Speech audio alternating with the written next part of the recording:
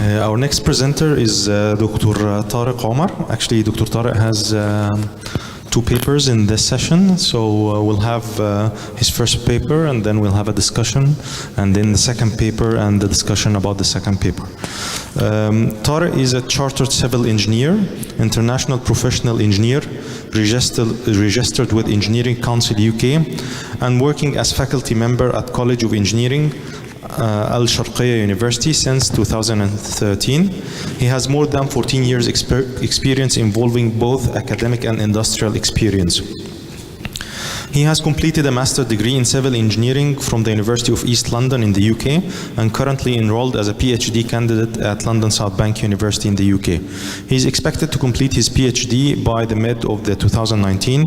He has published several research articles in both international journals and conference proceedings.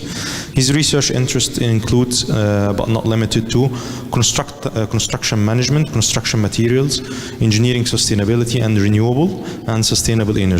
He is an approved mentor. He is an approved mentor of the Institution of Civil Engineer and helping civil engineers in the region to become professionally qualified engineer. He is serving as a member of ICE, Oman Local Management Committee. Please welcome Dr. Tariq. Thank you very much. Ladies and gentlemen, I am going to present basically two cases for the electricity generation in Oman. The first one is included, are related to the biomass. As we know that we have different types of renewable energy resources, we have solar, which has been just discussed now. We have geothermal, we have biomass. We also have winds as well, which we can be used as a part of renewable energy. We have tidals or wave energy as well. So in the first paper, I'm going to cover the biomass. And in the next paper, I am going to cover the geothermal, and I'm going to see the possibility how we can use this as a source of the production of electricity in Oman.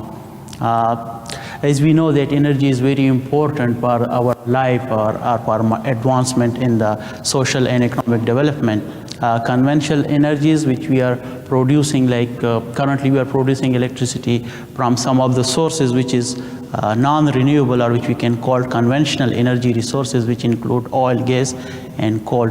Most of the countries belonging to GCCs, they are using oil and gas to produce their electricity requirement. And there is another factor, you can see that not only in Oman, but all GCC countries, the economy is highly reliant on the oil and gas export. So the question is, when these resources will finish, because it's not sustainable, then we might have a problem.